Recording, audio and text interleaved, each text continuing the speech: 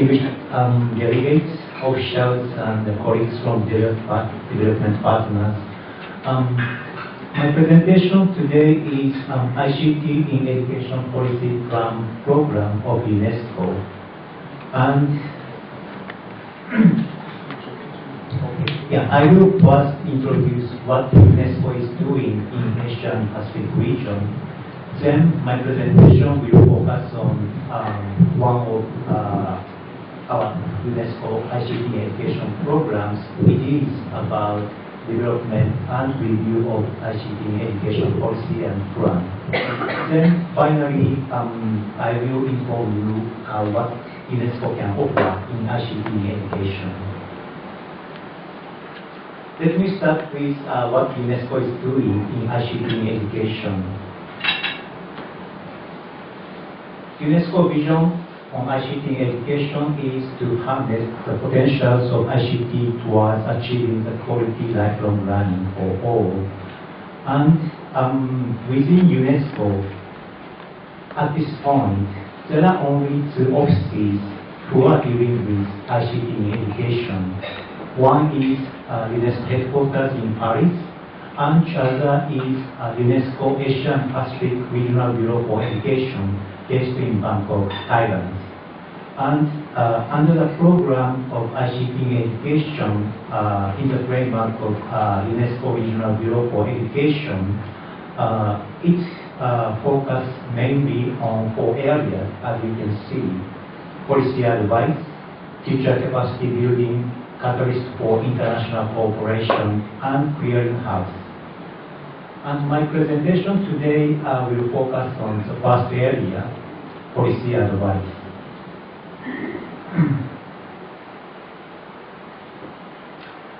So these slides show a very brief status of ICT education master plan in Asian Pacific region. There are 46 member states in Asian Pacific region, and as of October last year, 2013, there were 19 countries who had a standalone ICT education policy. There were also 19 countries who didn't have a standalone ICT education policy, but they had ICT in education policy elements in the framework of education, national education development plan and policies. And there were 8 countries who did not have any ICT education policy in Asian Pacific region. This slide shows the same graph, but this will give you some more details about sub-regional situation. Looking at third category of no ICT education policy, 4 countries were actually from Pacific Island countries. And now let me give you one example from one country in Asia. This country, together with a donor, agreed to develop ICT in education in the country. But this country did not have any ICT in education policy when the project started. The country came up with an idea to establish ICT center in each province. And what they decided to do was to, of course, establish ICT center in each province, as well as to purchase computers and equipment.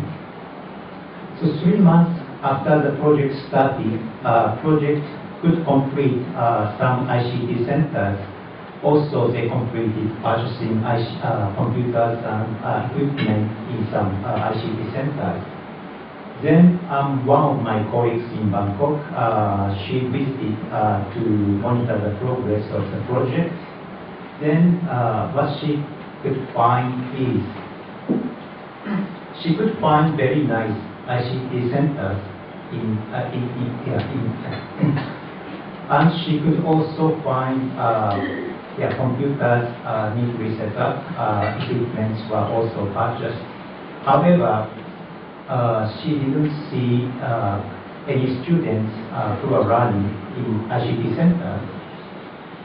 Also, there was no teaching activity here in ICT center. So she asked principal and teachers why students are not using ICT center.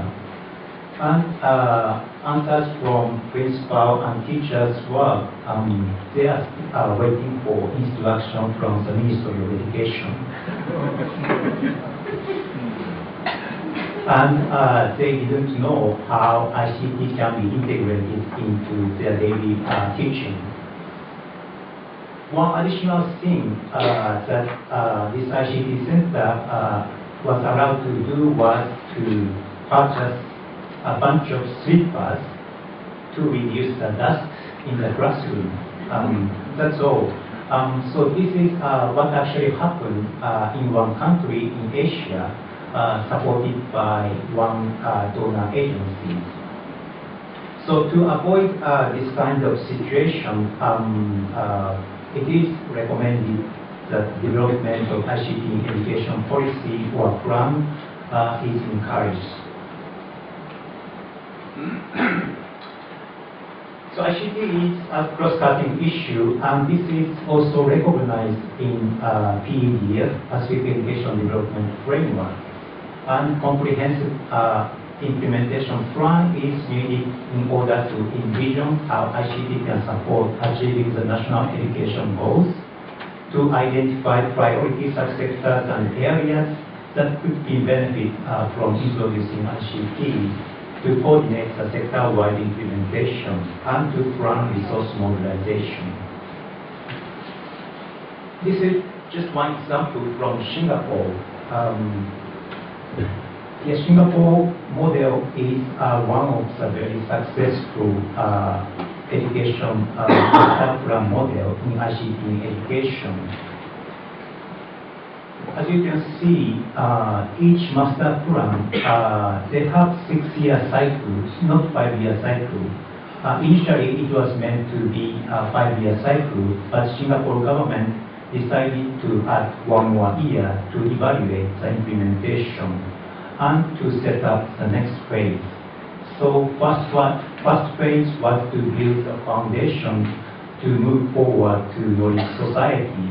Then second phase, they concentrated on test innovation in education practice.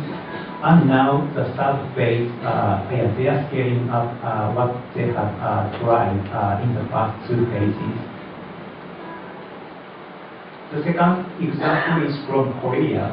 As you may know, Korea is also quite advanced in ICT education. They implemented 5-year ICT education master plan. They started in 1996, and they are now in the course of implementation of 4th ICT education master plan. So what I want to emphasize here, ICT education integration cannot be done within a very short framework. It is an evolving process and need to change the focus or goals over time to align with overall education goals within the context of national socio-economic situation.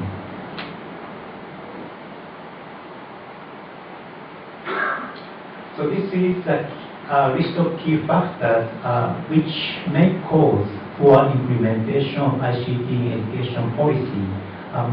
I will not go into the details, but to avoid those factors, it is recommended that ICT master plan should have some key components as mentioned here. Again, I don't go into the details, but what I want to emphasize here is 2 things. First, the importance of interdepartmental coordination within the Ministry of Education, and also projection. Because ICT is cross-cutting issue, so without a full commitment from various departments within Ministry of Education, for example, curriculum unit, teacher development unit, and planning and the policy unit, the policy will end up not being implemented.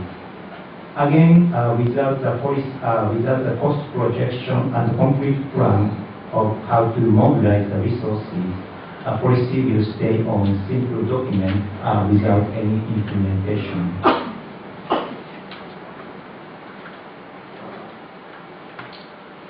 So what UNESCO can offer in relation to ICT education policy plan development? There are two main areas what UNESCO can offer. First, UNESCO can provide technical support to develop a new ICT education plan or policy. And second, UNESCO can also provide technical support to review existing policy if the country is have already created and implementing ICT education policy.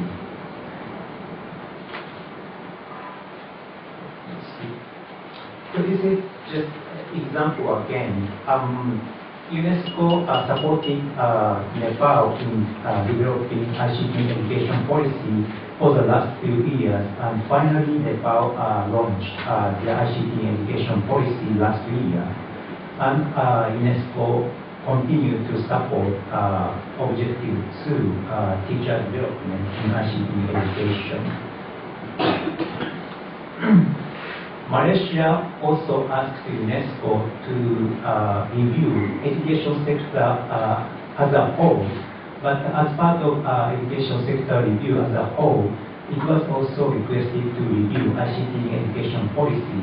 And the result of ICT education policy review became the basis for developing Malaysia education blueprint for 2013 and 2025.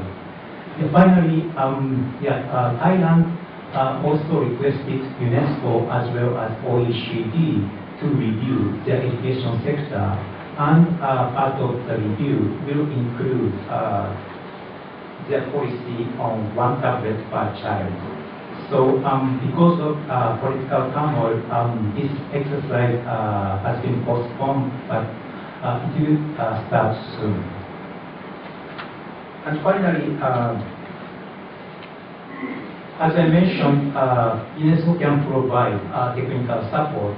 However, UNESCO budget is very limited, and our support costs should be covered by the country, or we need to closely work with bilateral or multilateral donors to provide support for the countries.